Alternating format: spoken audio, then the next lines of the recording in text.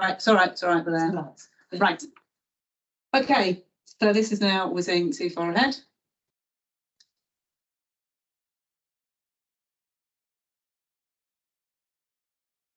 Right, I'll go back to the beginning in a second. So let's start with this question as it's on the board, and I've kind of given you the answer that's on there.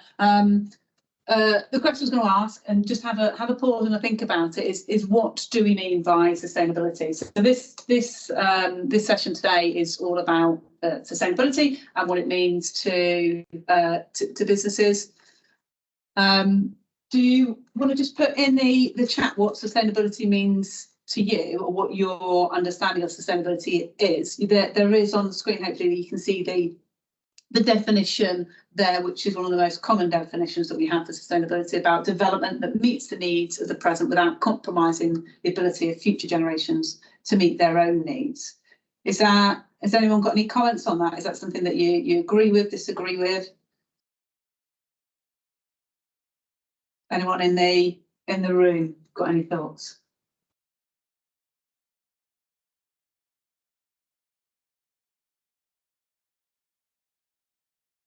I think people are genuinely agreeing with you in the chat. Yeah. So if you agree, so Amanda, yeah, what would also add that we shouldn't affect the natural world. Yeah. Using resources. Yeah. One planet to provide all. Yeah. Good. People agree with that. Excellent. Good to hear. Good to hear. The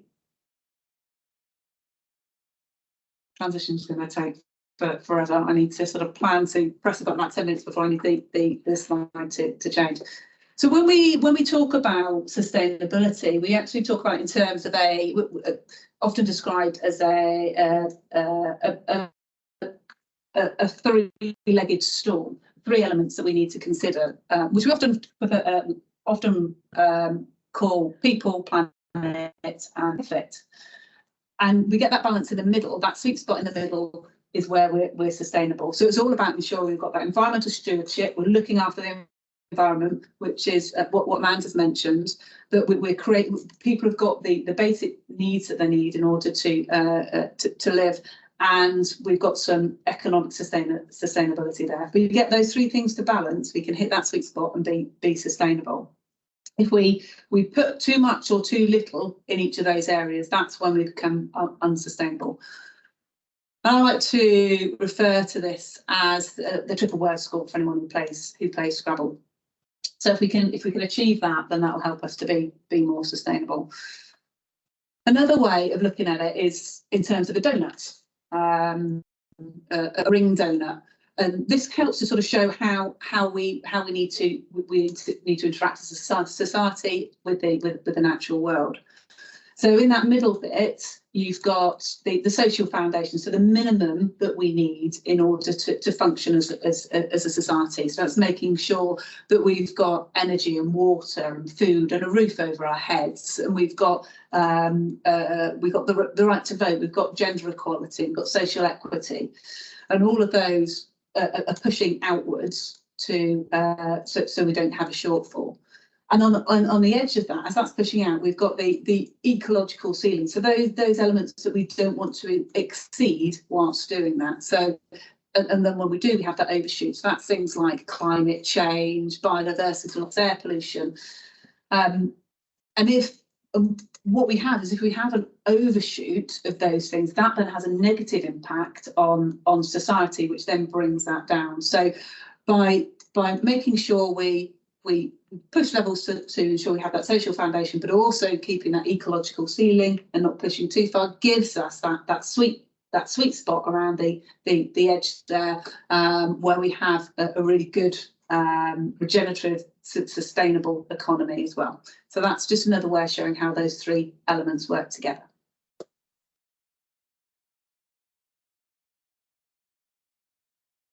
Has anyone heard of World Overshoot Day? Some of you may or may not have heard of it. Some shakes of the heads from people I can see on the screen.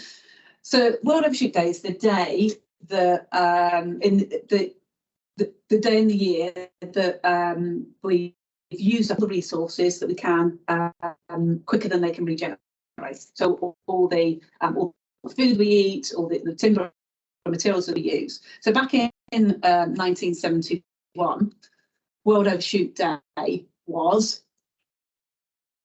December the 20th, using slightly too much resource than was to regenerate in any year. What do people think it was 50 years later? So I think 71 was over 50 years ago. I'm sure it's only 30 years ago. What date roughly do you years later we were at? Any thoughts in the chat? So we've got January 30th, James, very positive. September, April, June, September, February. So yeah, a mixture of people sort of saying saying it's maybe just dropped back a bit, and some saying perhaps we're well behind. Well, we're somewhere in the middle of that, which is July 29. But that's quite a significant drop. So it's a bit like we're using overdraft on our bank every year, and we're becoming more and more in debt. So we are overusing the resources that we have, and we've only got one planet. So we need to curb the amount of resources we use to be more efficient.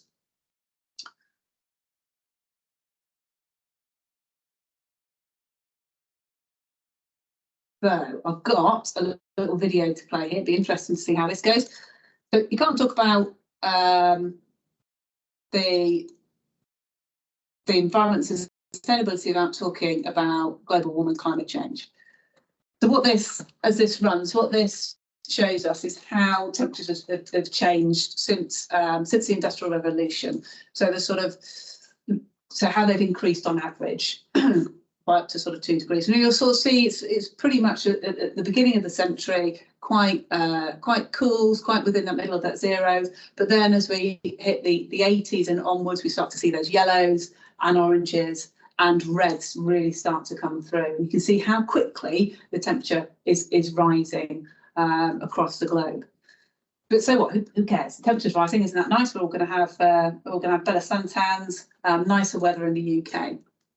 Well, actually, the rising temperature can have a significant impact on us.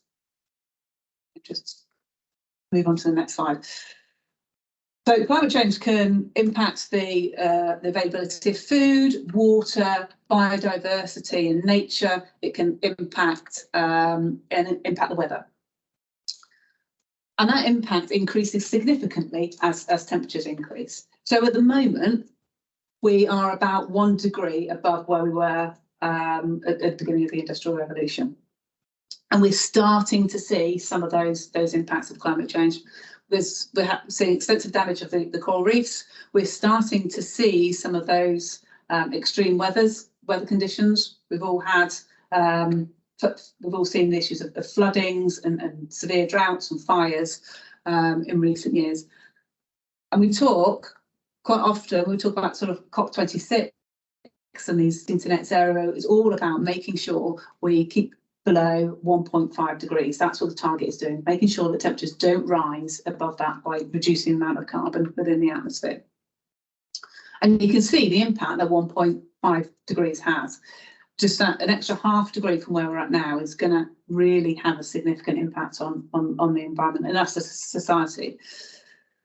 What we don't want to do is go above that 2 degrees, because that's when we start to see that bottom one, those dangerous feedback loops. So actually, as the temperatures increase, the impact that they have actually causes more carbon to be released into the atmosphere and more and temperatures to increase even further, and the impacts to be felt even further. So the whole reason we talk about trying to keep temperatures low, reduce the carbon in the atmosphere, is to prevent these things happening, because then we're working outside, we're pushing those environmental limits, and that then impacts on society and our economy.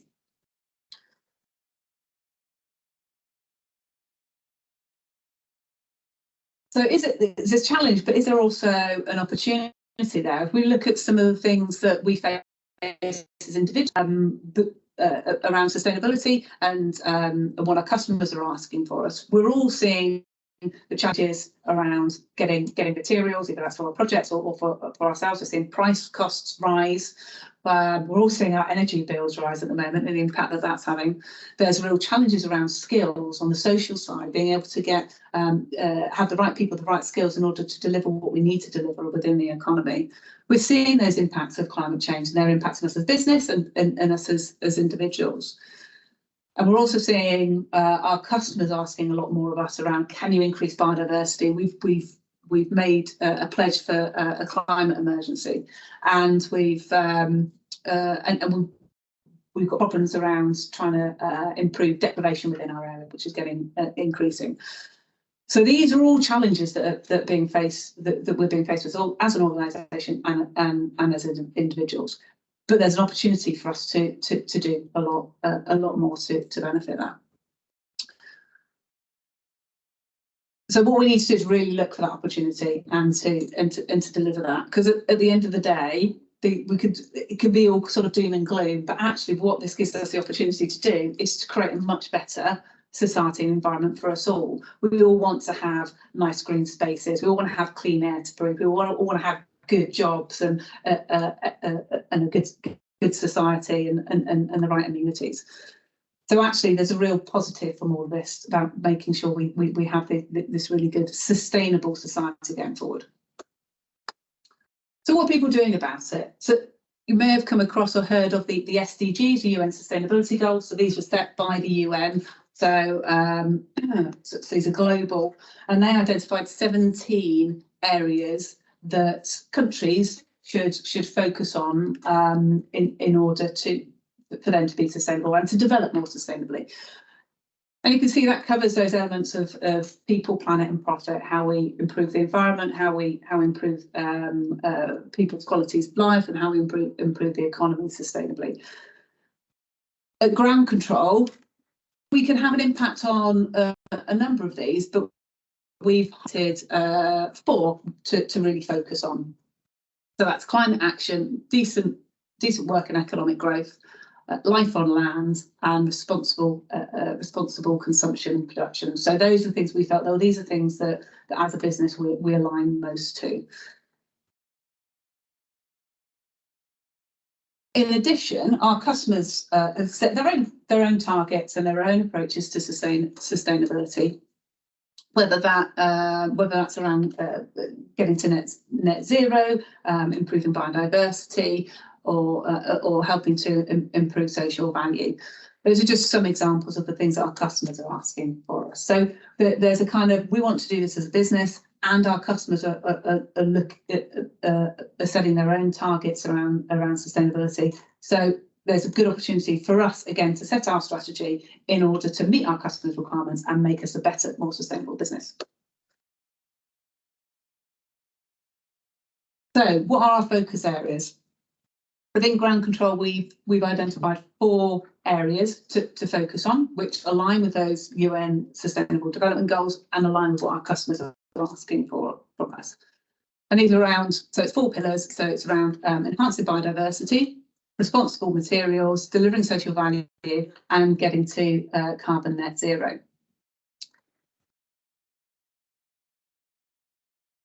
I'm just going to go through some of these very briefly. And what I've done at the bottom there, I missed a slide at the beginning because it was struggling. We introduced on the last webinar, just introduced the 7 behaviours. I'm going to try and remember these. I'm going to look at Livy and I hope that she can help me remember them for my little icons that I put up there. There's a little key at the beginning that tells us what these are. So at the bottom there, we've got the reducing single-use materials, sustainable travel, responsible eating or eating, smarter eating, thank you, efficient use of resources, finance, greening your finance, connecting with nature, thank you, and then volunteering. Oh, just about got there. So that's what those little symbols mean at the bottom there. And you'll see that the one in dark green there, connecting with nature.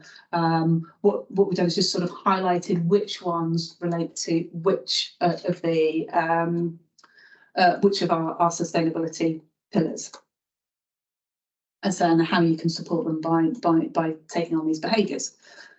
So looking at enhancing biodiversity, what we mean by biodiversity is all around variety of life, essentially. So that's the variety of plants and animals within the natural environment, and that's across the globe, but also on a local level.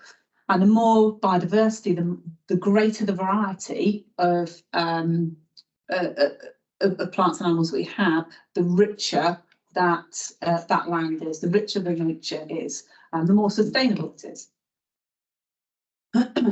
So what we've been doing as an organisation is we've been holding the Green Gains events. So we've been promoting what we've been doing around biodiversity. We've now got a biodiversity division led by Matt Noakes to offer those services to our customers and also to share knowledge. Moving on to net zero, there's lots of stuff, and we talk about this quite a lot. Very briefly, what you've got on the left-hand side there, we talk in terms of scope 1 and 2, which are the emissions, the carbon emissions that we produce ourselves as an organisation. So that's all the electricity we use and all the fuel that we burn directly. Doesn't include our field teams. So, and they make up about 5% of our carbon emissions. 95% sits within our supply chain, within our value chain, and that's things like all the fuel our field teams use, all the materials buy, the waste we use, the logistics of moving everything around, the assets that we own, and all the carbon that's locked up within those. And that's where we've got less of an influence, and that's the biggest challenge for us is how do we reduce those. So again, quite a few things we're doing around carbon net zero. So that's green. We're turning all our electricity to green, so sustainable electricity. We've got the electric vehicles that we're rolling out, the hand tools. We're looking at how we can support our field teams as they're about 40% of our overall carbon emissions to switch over to green, and then looking at our looking at how we can work with our suppliers and get plans in place with them so that they can reduce their carbon emissions and in turn ours.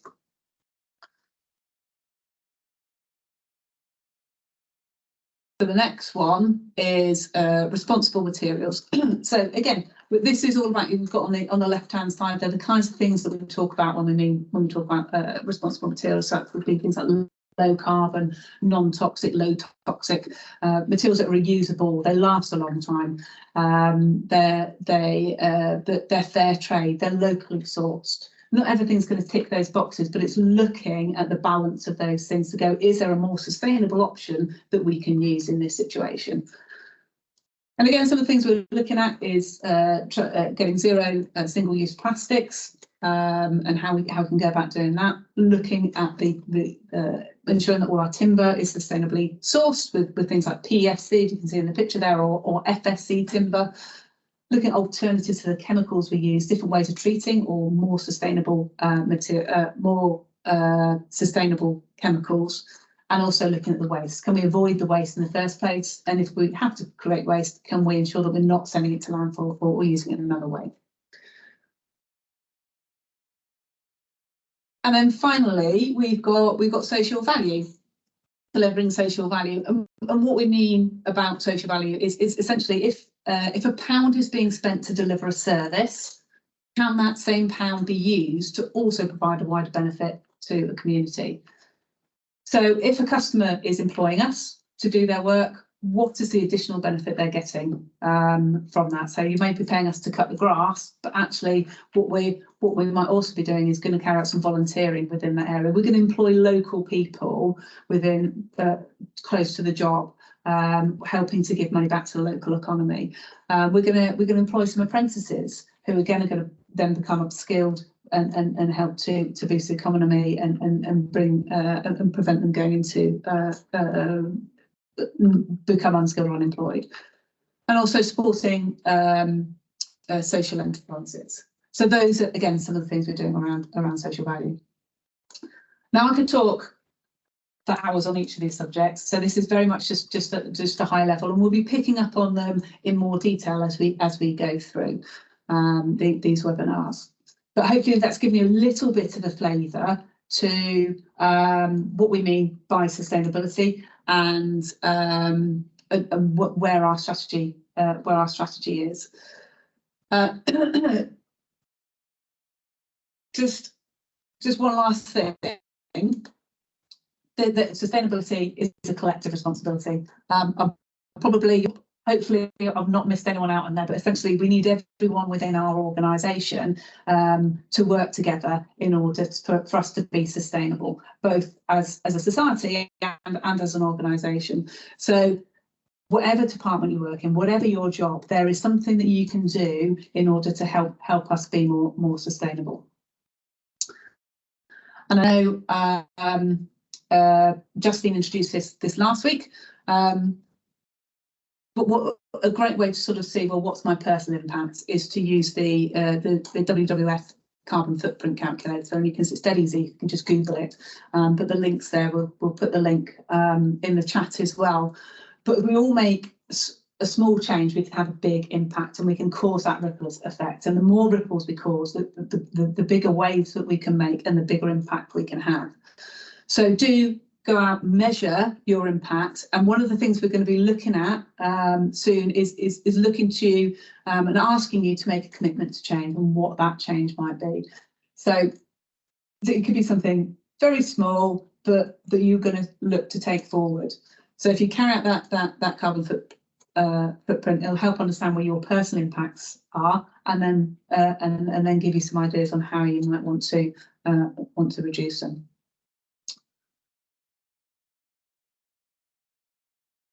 So further resources out there if you want them. If you're really engaged in sustainability, if you think, oh wow, hopefully I've infused some of you, found out a little bit more information. I'd highly recommend signing yourself up to eddy.net. And they send out sorts of really good news articles about the environment if you want to keep yourself up to speed about environment sustainability. We are members of the Supply Chain Sustainability School. There's loads of great resources on there. Do get signed up to there, and you'll get emails around certain webinars that are happening and lots of other information. And we've also got all of the Supply Chain Sustainability Schools on GC Learning, and you can access all of their webinars on there. There are I've just highlighted a couple which are a good sort of starter for them for a sort of general overview of sustainability, especially around our particular area. And then finally, just to let you know, the next one next week is Paul Sheridan talking about the Big Garden Birdwatch. So that's what we've got. That's what we've got happening next week. So any questions? If feel free to sort of shout out, or if you've got any questions you want to put in the chat, then please do. I know, apologies that we started late because of the IT situation. I sort of whizzed through that a little bit quicker than I was anticipating. But yes, if you've got any questions, do shout them out, or comments or thoughts. That'd be great. Thank you, Jez, for putting the carbon calculator in there. And yes, we will be sharing the recording as well. Any questions, thoughts from anyone? Yeah. It doesn't look like you've got any, but I think also obviously most people are probably just getting ready to jump off onto their next one, so I wouldn't take that personally.